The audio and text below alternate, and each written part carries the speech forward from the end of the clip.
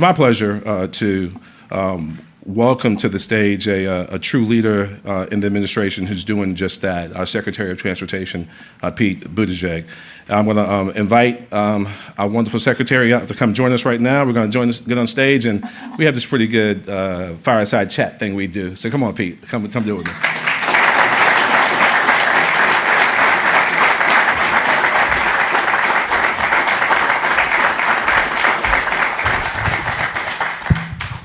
Morning. I asked the secretary before he came out which side was his good side, and he said they're both pretty good. So that's not what I said. But glad to have former mayor and now Secretary Buttigieg, who's been a friend for a number of years, just to join us. I'm going to actually take a shot at a couple of questions of my own, and then if we have time, I'd love for some of you maybe to share some questions with the secretary as well.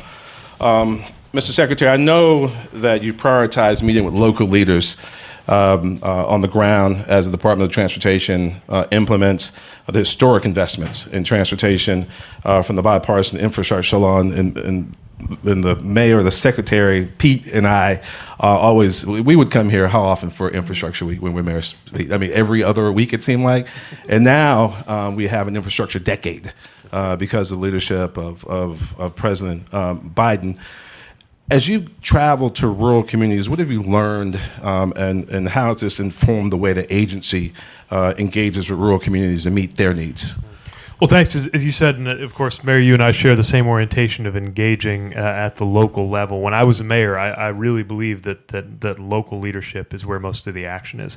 That's what I believed to be true then. Now that I'm here, I know that to be true. It's very clear that the measure of our success as an administration is whether we're making it easier on the ground for America's mayors and towns and counties and communities to get things done. I also remember what it was like to be a mayor of what I liked to think of as a mid-sized city, but I was often told was a small town, knocking on the door of the US DOT, trying to get answers and trying to get results. So we have sought to make our department more user-friendly, including bringing it to different communities. We're down to, I think, 3 states left that I haven't had a chance to get to since getting this job. And when we go, we don't just go to the biggest cities with the biggest airports. We make a point of going to places that don't always get visits from cabinet officials because, again, the test of whether we are meeting President Biden's standard of reaching everyone everywhere is largely based on whether the things that are unfolding in communities are going the way we think that they will. What we hear, of course, on the ground is a desire to have federal help getting things done without having to mount the army of federal relations specialists that a big city might be able to hire. And that means we have to do 2 things. One is have hands-on help navigating these processes, which we do through our routes team, our rural service transportation program, and a whole set of other technical assistance initiatives that we're running. The other is to make them easier in the first place, and just having fewer pages in a notice of funding opportunity, fewer steps in an application. We actually combined our rural grant program with a couple of other major grant programs. So in the same way that a combined college application means that you don't have to fill in your zip code 7 different times on 7 different sheets of paper, we do the same thing for our federal grants. And we're there really always soliciting feedback, as we are here in this gathering, and I'm looking forward to getting a sense of how things are going in the communities that you serve and look after and care about, to make sure these big federal programs actually turn into something for someone in particular, which is, of course, why we're doing all this in the first place. Absolutely. So we have this amazing group of leaders, rural community leaders assembled here, Mr. Secretary, and also watching us online. And I know that every single one of them considers safety a top priority for the community. How is DOT helping rural communities create safer transportation systems? So safety is the number one reason why our department exists. And the reality is that roadway deaths in particular are disproportionately higher in rural, tribal, and low-income communities. This is a crisis that doesn't get talked about enough. The number of lives we lose as a country to roadway deaths is about the same as gun violence. with dramatically less attention, precisely because every single one of us knows people who are lost in roadway crashes. We, I think, have been brought up to think of it as normal. It's not. Doesn't have to be. And so we've adopted a vision of zero. And if zero roadway fatalities sounds pie in the sky, I'd invite you to consider the fact that zero is the number of people who lost their lives in an airliner crash last year, and the year before that, and the year before that. If we can get zero in a form of transportation that involves being propelled through the air by flammable liquids at nearly the speed of sound, I believe we can achieve it on the ground. But that, of course, means resources. So a lot of what we're funding that gets the most headlines are some of what I call the cathedrals of our infrastructure. The Brent Spence Bridge linking Ohio to Kentucky. The Hudson River Tunnel in New York would be one of the biggest public works projects east of the Mississippi in modern history. But we've also done hundreds of Safe Streets for All grants in communities, hopefully some of your communities, that are maybe not going to make national headlines, and are in the millions rather than the billions or even the six figures. They include planning as well as construction, because we know that communities sometimes need help just getting these visions on the drawing board so that you can then get them off the drawing board and build them. But the bottom line is, with safer roads, as well as safer vehicles, safer speeds, higher standard of post-crash care, we have an opportunity to save so many lives. We are finally reversing the rise in roadway deaths. It's gone up a lot in the last few years. Last year, it went down by about between 3% and 4%. And again, let me relate that for perspective to aviation, where we are moving heaven and earth, rightly so, because a door plug blew out of an airplane and someone could have been hurt. We saved, as a country, somewhere between 1,000 and 2,000 lives last year with that 3 or 4% reduction. So now let's do the other 96%. Let me just mention one other thing on safety, and we could talk safety all day, and happy to get into this more if it's of interest. But let's talk about railway safety, because that disproportionately affects rural communities as well. Many Americans, until the crash in East Palestine took place, were not aware that derailments are a daily occurrence in this country and always have been. Now, that doesn't mean they are all as dramatic or as terrifying as what that community in Ohio went through. But it does mean that there needs to be more done to keep communities that live along railway lines safe. That includes measures that we have undertaken, focused inspections, audits of railroad, the big Class 1 railroad companies, a higher standard of enforcement, rulemaking, including a rule. Believe it or not, up until a few weeks ago, there was no rule that said that a freight train that was 2 miles long had to have 2 people on it. We said, generally, you got to have at least 2 people on it. And the railroad lobbyists immediately, or the railroad corporations immediately sued us. So just to give you a sense of the landscape, which brings me to the other thing I want to mention, which is there is a Railway Safety Act waiting its turn in Congress right now. So you have my commitment that we're going to do everything we can do that does not require an act of Congress.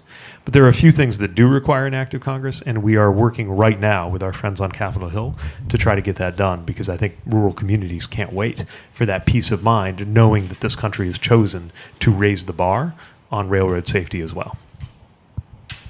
Wow. Okay. Thank you so much, Mr. Secretary. We're going to open up for questions. Anyone here? All right, please, if you wouldn't mind. And please begin by letting me know where you're from and please. What brought you here. Apologies for Steve Fender asking a question here today. I'm Glenn Cricket with Health and Maine Research Institute, visiting from the great state of Maine, but our programs cover Massachusetts and Maine. The infrastructure we care about, Mr. Secretary, are wharves. Working waterfront, humble structures that our fishermen and mariners depend on for their lives and livelihoods. These are mostly privately owned, not publicly owned. I know that my organization owns one in Wharf in Portland, one of the oldest and biggest working waterfronts. We're extremely vulnerable, all of these working waterfronts, to climate change. We had devastating back-to-back storms in January that damaged and destroyed roughly half of our working waterfronts across the state of Maine. I'm curious if you can speak about what the department might have available, or what advice you have for how we help the owners of the wharves finance the reconstruction. So my organization is providing a lot of the scientific expertise to help owners rebuild them to be more climate resilient. The biggest challenge is how do hardworking people who own these wharves, they're often poorly or not even insured, how do they finance those upgrades? Thanks. First of all, let me say I'm really excited and proud about some of the things we're doing in Maine, whether it's the airport work in Portland or Presque Isle, or whether it's Route 1 that we're finally able to get done. Senator Collins and I have talked about this. I think there's a memorial to those who've lost their lives in the industry that would be made less dangerous by shoring up some of that infrastructure along the coast. Wharves are in some ways like a lot of our infrastructure, the bulk of it, which is that most U.S. infrastructure is in private and or local hands, right? We don't actually own and operate most of it, with the exception of the national airspace. And even there, the airports aren't ours.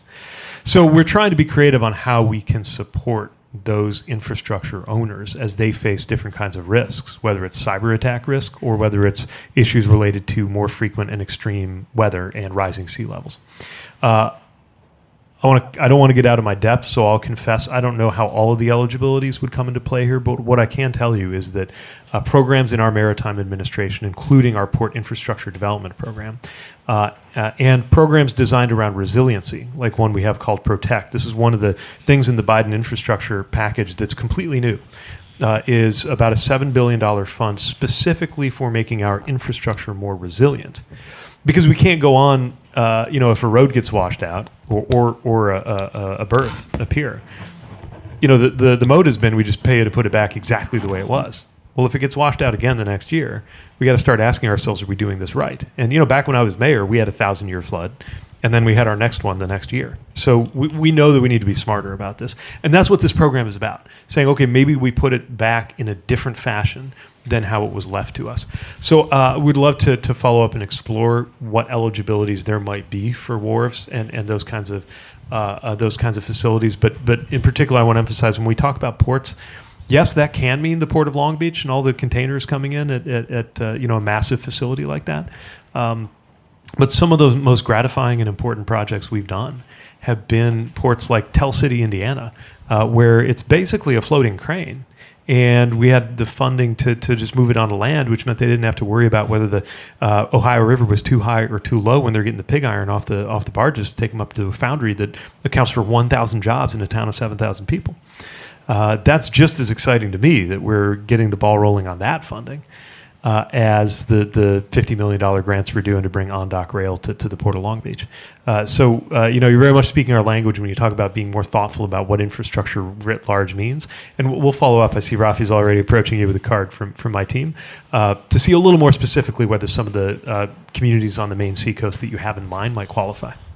All right, super. Gentleman back here. Yes, thank you so much. And specifically, Mr. Secretary, we're a Rural Partnership Network in Mississippi, and our road safety plan through this Safe Streets for All is being developed right now. So thank you very much for that. I wanted to ask, this is kind of outside of the silo, it's in the private sector, but as we have this generational opportunity with all this funding that we're all hoping to put to amazing use, we're seeing that infrastructure costs are rising, I don't want to say to take advantage, but to take advantage of all this funding that's coming out. And that supply demand is really hurting some of these projects when we estimate their costs, we go through the procurement process, and by the time the shovel-ready project is ready to be done, we've exceeded our budget. So is there any conversations that are happening around trying to put that into a box? Yeah, cost escalation is very much on our mind. And we know there are some things we can do about it. First of all, make the process quicker, right? If each passing day a project gets more expensive, try to have fewer days. And a lot of that is an engagement with our project sponsors where we compress the amount of time between when I make the phone call, congratulations, Yazoo's getting the grant, to when we actually get it signed off. That can take a year. It's normal for that to take a year. We're trying to speed that up. And that is a back and forth, right? We can't sign off that all the federal requirements are met until it's true. But we also shouldn't just throw the paperwork at you and say, call us when it's ready. And so I'm trying to adopt more of a culture in our department that even if there's an issue with the state or the county or whoever's running the project, we should consider that our problem to help navigate that. And that's what programs like Thriving Communities are all about, where we will even take philanthropic partners or our own technical assistance and use that to kind of move through the process quicker. And again, I'm just trying to make our process simpler to begin with so that it doesn't take as long. So that's one.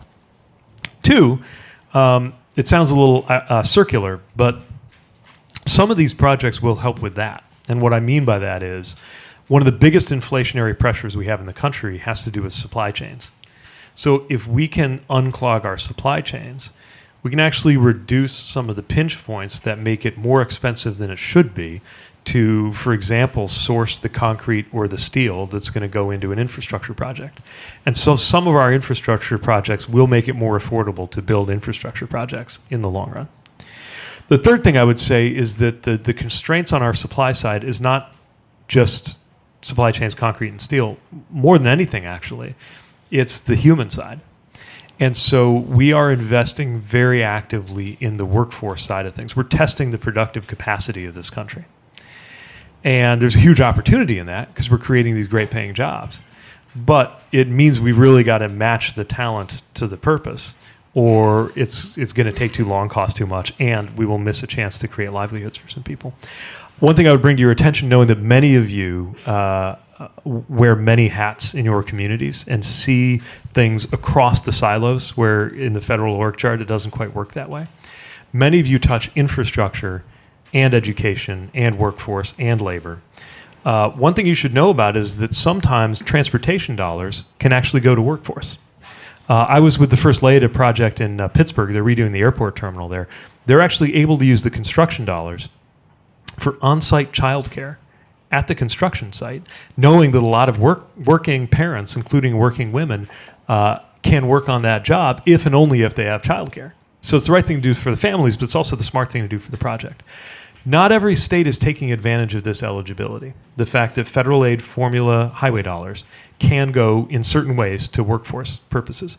So that's just one example of something we can unstick in a way that I think can help us with some of the constraints on supply that are pushing up costs.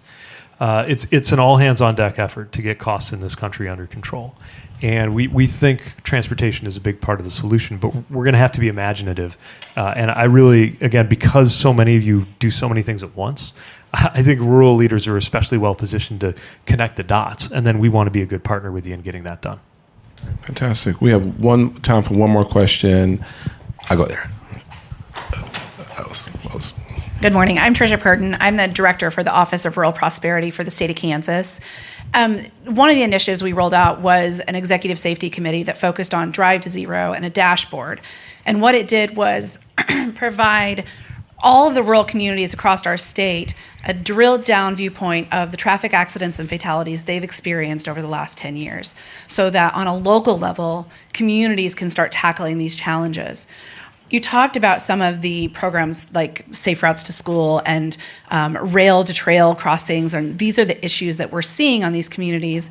Are there opportunities to really drill down into that, knowing that so many states are going through their executive safety process to address some of these issues coming up? Yes, thank you, totally. So first, this Safe Streets for All grant, actually by statute, a huge chunk of it has to go to the planning side. And so that can, under certain circumstances, I think help with developing these strategic plans as well as, again, I don't want to get out of my depth in terms of the exact eligibilities, but it can support these kinds of efforts. We're really trying to balance shovel-ready projects, which we want to get going on as quickly as possible, with shovel-worthy projects that might need a little more investment in planning and engineering. This is not the 2009 stimulus where it's just get that economic sugar into the bloodstream as quickly as possible.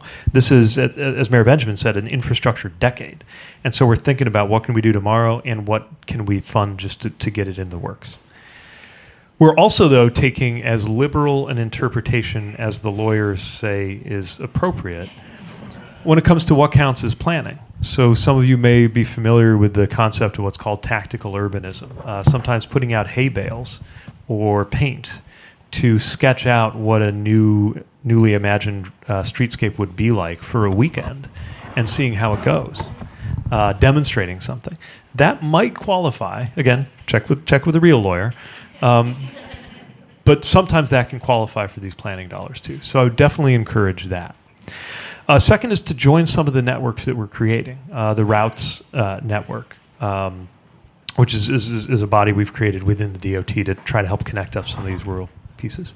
The rural and tribal technical assistance mechanisms that we've set up, because we may be able to do something more hands-on. Consider applying for Thriving Communities, which it takes cohorts of communities specifically looking for ones that maybe don't have a long track record of getting big federal grants, and connects you importantly to each other as well as to us to share best practices. And then we're going to try to provide dollars and just the moral support to get to zero, because I know that for a lot of people it's so hard to imagine that you can almost lose somebody when you explain the goal of zero, unless you kind of walk with them and explain that this is also national policy. Our U.S. National Roadway Strategy has, for the first time, adopted zero as our goal.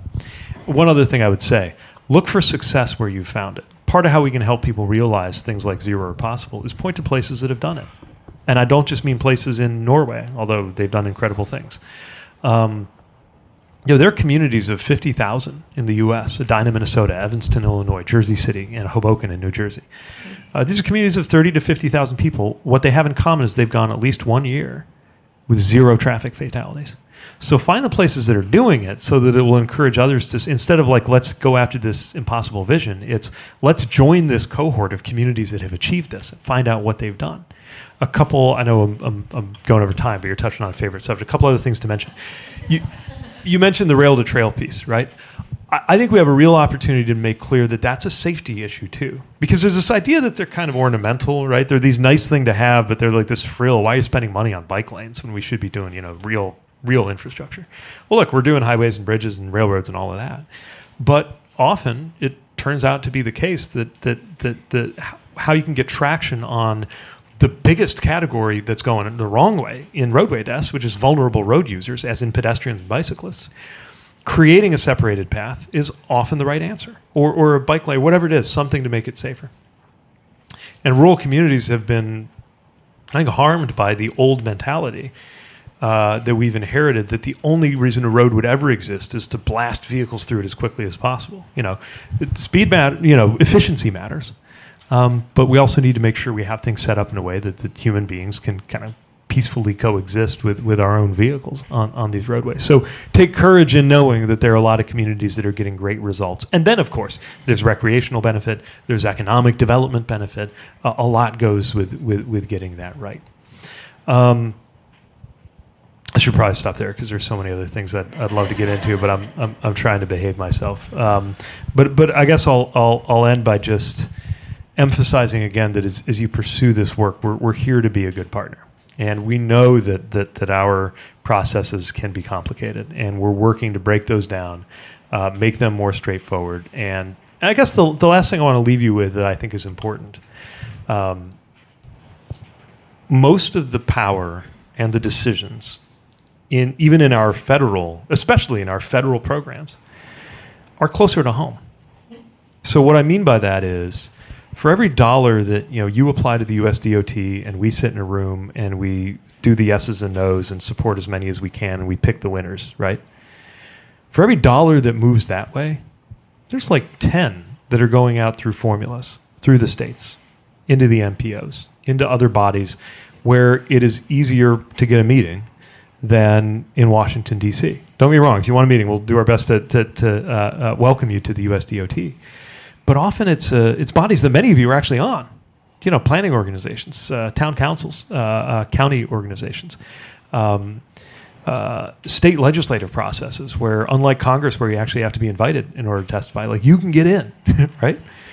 So recognize that much of that decision is closer to home, but we'll do everything we can to give you some top cover in getting creative pro-safety visions and also, by the way, pro-transit visions through. We really believe in rural. You don't have to be Manhattan to benefit from transit.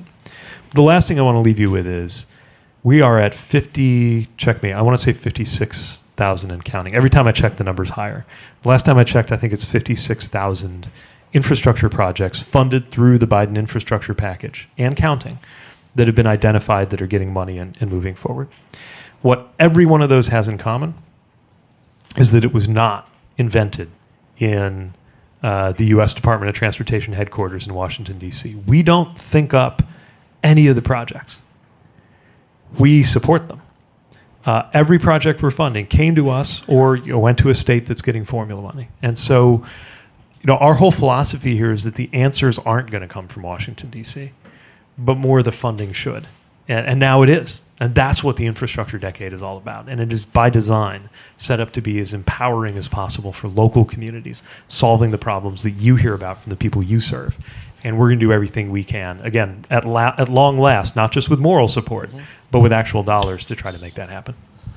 Thanks. Well, I often, my team will tell you, I tell people the two most powerful words in the English language are thank you. My wife, my very Southern wife, says they're actually yes, ma'am. I still think they're thank you. And first, we want to thank all of you for the amazing leadership that you're providing all across this great country. But how about y'all join me in thanking our Secretary Pete Buttigieg for joining us today? All right. So,